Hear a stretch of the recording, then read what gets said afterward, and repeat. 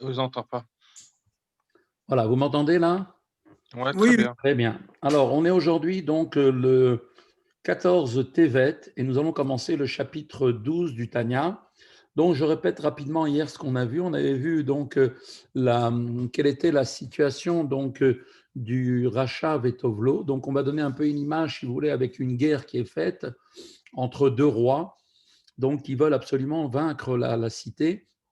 Chacun veut devenir le maître absolu de cette cité et il veut que tous les habitants qui sont dans cette cité vont aller effectivement selon ses règlements à lui, selon ses ordres, selon sa façon de penser. Alors, on pourrait un petit peu donner cet exemple-là avec le corps. La cité ici, c'est le corps. C'est ça l'enjeu. Et donc, il y a tout un combat entre le Yetzer Tov et Yetzer Hara. Et donc, le Yetzer Hara chez le Racha Vetovlo, c'est un Yetzer Hara qui domine en fait, mais pour certains, il y a plusieurs dimensions, en fait, il y a plusieurs niveaux de rachat véralo. Pour certains, ça va être de temps en temps un petit péché, comme ça, de temps en temps. Donc, ça veut dire qu'on peut comparer ça à une guerre. Parfois, il va y avoir une petite guerre qui va se faire dans un petit endroit de la ville. Une petite partie de la ville va être effectivement donc, sous l'attaque qui va durer très peu de temps. Des fois, ça peut être plusieurs fois dans l'année. Des fois, ça peut être une guerre constante, régulière. D'accord. Donc, à cette image-là, en fait, maintenant, les Yetzirara et les Yetzirtov vont avoir cette confrontation constante. Et chez le Racha avec Povlo, eh bien, on voit qu'il y a plusieurs niveaux, plusieurs degrés, où là, on peut effectivement se rendre compte que on peut avoir des attaques qui vont venir au niveau des pensées, des mauvaises pensées, ou bien une attaque qui va venir au niveau des mauvaises paroles, ou bien sur des mauvaises actions.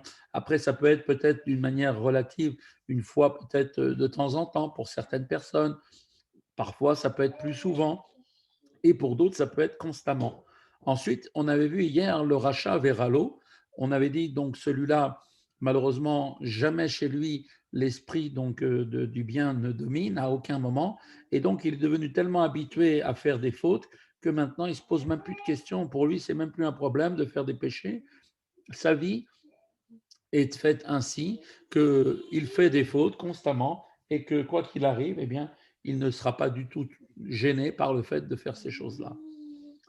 Alors maintenant, on va revoir un petit peu aujourd'hui donc le chapitre 12. Donc on va démarrer un petit peu. Dans les chapitres précédents, Rabbi Shimon Zalman avait défini donc le terme de tzaddik, le juste, et de racha, le méchant. Le tzaddik, comme on a dit, est celui dont le bien de l'âme divine a vaincu le mal de l'âme animale, au point de l'avoir totalement donc éradiqué. Et réciproquement, à l'inverse, le rachat est donc en fait le mal de l'âme animale, c'est celui dont l'âme animale prédomine sur le bien de l'âme divine et qui l'entraîne à fauter en pensée, en parole ou en action. Et c'est maintenant donc à présent le personnage dont on va parler dans ce chapitre 12, qui est le Beinoni, l'homme intermédiaire, qui n'est ni un tzaddik et ni un rachat, et c'est de ça donc qu'on va étudier. Le Beinoni est celui dont la conduite en pensée, parole ou action est régie uniquement par son âme divine qui domine son âme animale. Alors, il ne permet aucunement à cette âme animale d'être maître de lui, même ne serait-ce qu'un seul instant. Jamais il n'agit, ne s'exprime ou bien ne pense à l'encontre d'un interdit de la Torah. Et donc le Beinoni n'utilise que les vêtements de l'âme divine, c'est-à-dire pensée, parole, action, dirigée vers Torah ou mitzvot et tefila. Néanmoins, pour ce qui est de l'essence de son âme divine et de son âme animale, c'est-à-dire leurs facultés intellectuelles et émotionnelles, d'accord, l'âme divine ne domine pas l'âme animale. Cette dernière demeure suffisamment puissante pour pouvoir encore lui donner l'envie de désirer de faire des choses matérielles. C'est grâce, bien sûr, à une vigilance continue que le Beinoni tient ses désirs de l'âme animale en échec et ne leur permet jamais de s'exprimer concrètement sous quelque forme que ce soit en pensée, parole ou action. Donc on voit ici que le Beinoni, déjà, d'emblée, nous dit Admorazaken, c'est quelqu'un qui n'est jamais sous la domination du mal qui est en lui. Même si le mal existe au niveau de ses facultés, donc que ce soit les facultés intellectuelles ou bien au niveau émotionnel, mais jamais, jamais il ne s'exprime au niveau de sa pensée, parole, action, car le Beinoni a tellement travaillé sur lui-même qu'il est capable de dominer ses pensées, ses actions et ses paroles pour qu'elles soient toujours dirigées vers Torah ou Mitzvot. Beinoni ou chez l'Olam, Einara Gover Kolkar, Lirvosh et Taïr Aktana.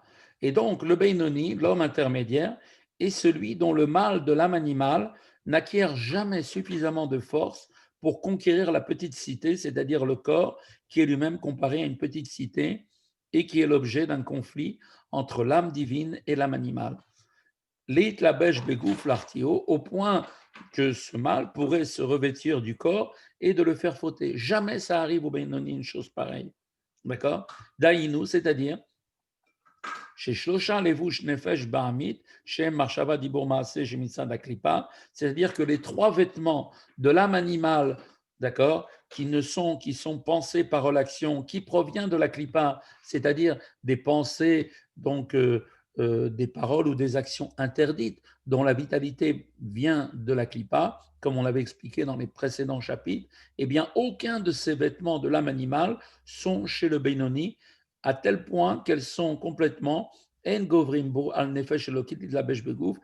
prennent jamais chez lui ces trois vêtements-là de l'âme animale, le dessus sur l'âme animale pour se revêtir du corps. Toujours le Beinoni garde uniquement les vêtements qui sont les vêtements de l'âme divine, qui sont donc pensés par l'action de Torah, Mitzvot et de la Tula. Et ça, chez lui, jamais elles ne viennent pour se revêtir dans son corps. Bemoar, Bepé ou Béchar, Remach Evarim, l'Artiel, l'Itme, Shalom.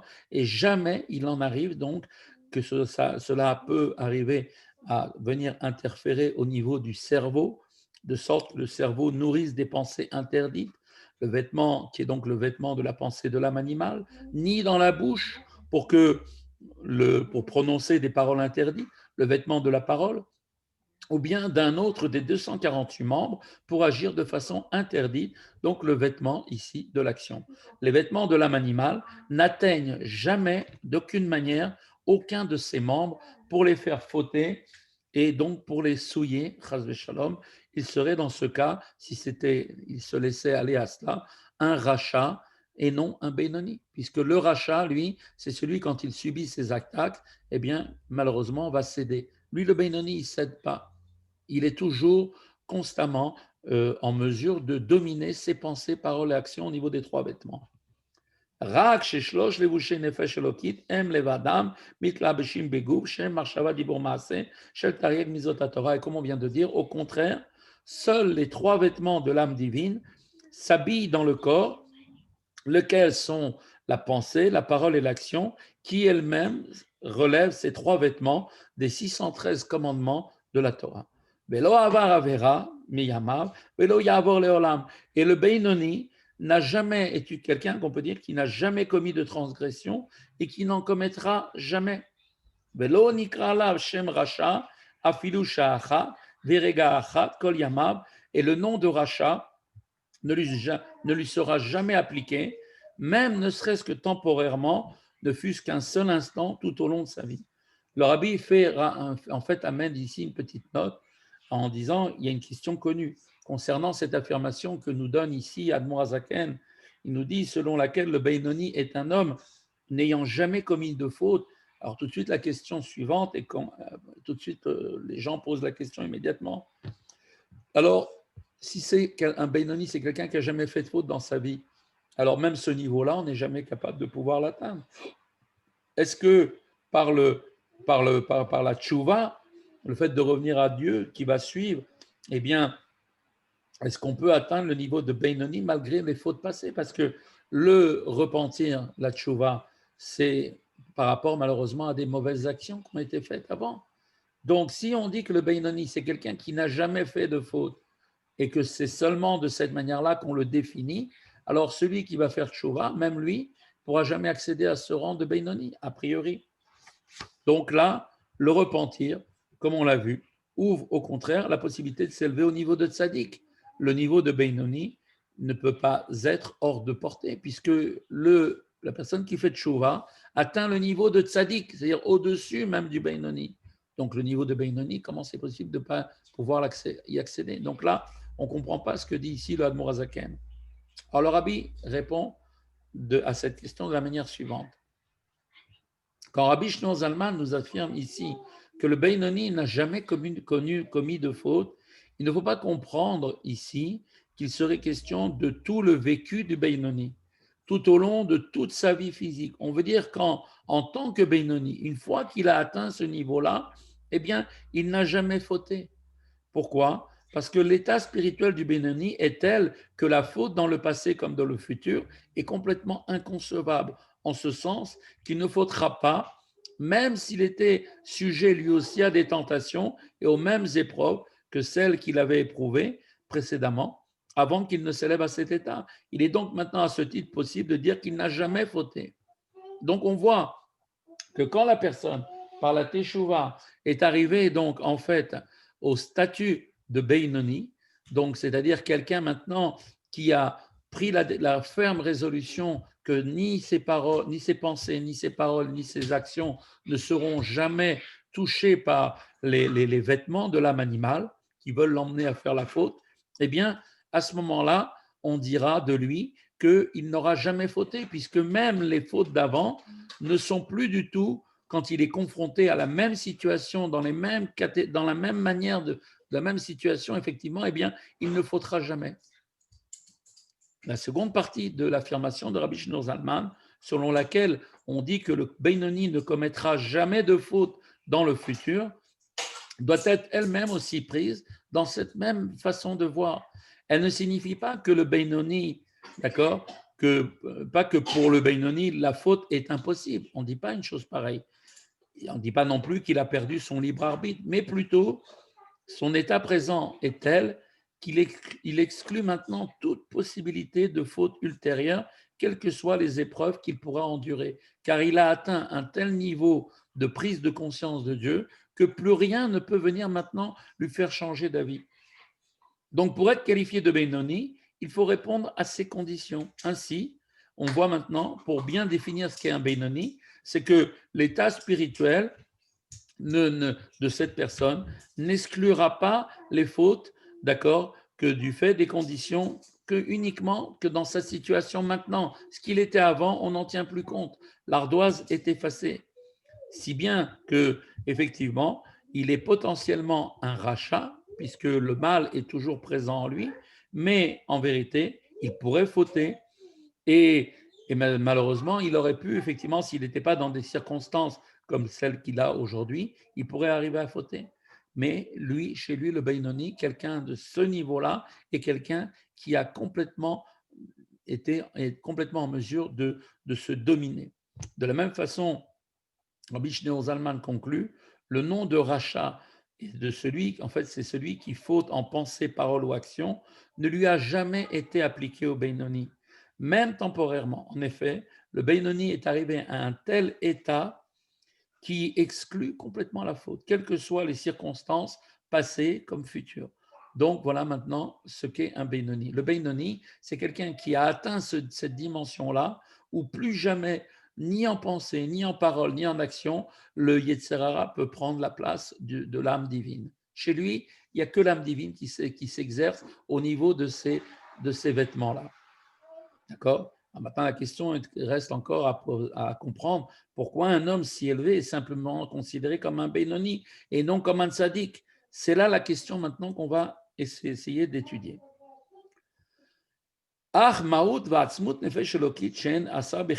Toutefois, l'être et l'essence de l'âme divine, qui sont ces 10 facultés, rappelez-vous, les 3 facultés intellectuelles, Chochma Bina Da'at, et les 7 facultés émotionnelles, Chesed, Gvura, Tiferet, et ainsi de suite, ne sont désignées ici comme l'essence de l'âme, que par opposition aux vêtements qui sont la pensée, parole et action, et qui servent simplement de moyen d'expression pour ces facultés essentielles de l'âme. Donc, rappelons-nous bien cette chose-là.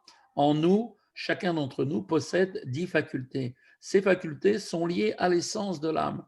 D'accord? Ce sont des moyens d'expression. Maintenant, pour pouvoir exprimer ces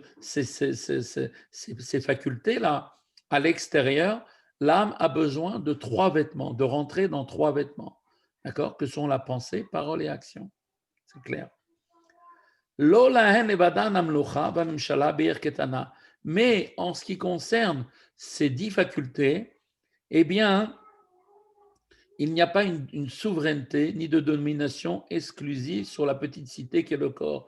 Car comme on va l'expliquer par la suite, les facultés de l'âme animale exercent également une certaine influence sur son corps. Elles peuvent susciter, par exemple, en son cœur, un désir pour les plaisirs de ce monde, qui ce désir va provoquer des mauvaises pensées dans son esprit. Qui im be'etim mezumanim, kemo- D'accord. Qui im be'sha'atan mezumanim, kemo be'sha'a kriyat shema ou tfila. Et c'est seulement à certains moments particuliers que l'âme divine chez le Benoni exerce une souveraineté incontestée, sans être du tout touchée par l'âme animale, comme par exemple durant la lecture du schéma ou au moment de la Hamida. Shei shamashat amochin de gadlut ma'ala, car l'heure de la prière est un moment durant lequel brille, si on peut dire, l'intellect sublime, ce qu'on appelle les mochin de gadlut, en haut. C'est un moment d'immense révélation dans les mondes supérieurs. Mais gam les matins, ishat akosher lechol adam. Et même ici-bas également, dans ce monde physique, elle est l'heure de la prière est un moment propice à l'élévation spirituelle pour tout homme. שמאז מעשר Chabad Shelo Lachem, et à ce moment-là, durant la lecture du schéma et la prière, alors lui, le Beinoni, attache son Chabad, c'est-à-dire ses facultés intellectuelles, Chochma Bina Da'at, à Dieu directement. Ou la Migda'ato Begdulat Ensof Baruchu, et en méditant profondément sur la grandeur de l'infini de Dieu, béni soit-il, alors, Léorer et Tahava, Kerashpehe, Bechlal Amini, Sebelibo, eh bien, il va éveiller, grâce à cette méditation, l'amour puissant, l'amour ardent pour Dieu dans la partie droite de son cœur, car comme on l'avait expliqué au chapitre précédent, la méditation sur la grandeur de Dieu va susciter dans le cœur un sentiment d'amour profond pour Dieu. Et cet amour à son tour conduit le Beinoni au désir de s'attacher à Dieu au moyen de l'observance de la Torah et des commandements par amour. Donc on voit que la prise de conscience que seul l'accomplissement de la Torah et de ses commandements permet la réalisation de son désir de s'attacher à Dieu fait que l'amour du Beinoni aboutit à un désir d'observer la Torah et les mitzvot. Chez Zéou, Inyan, Amevoar, Bekrat Shema, Deoraita. Et ceci, donc cet éveil d'amour pour Dieu, avec si on peut dire, pour conséquence l'observance de la Torah et des mitzvot pour s'attacher à Dieu, est l'idée essentielle du schéma dont la lecture fait exactement l'objet d'un commandement biblique d'Oraïta. Ça fait partie d'un commandement de la Torah. Et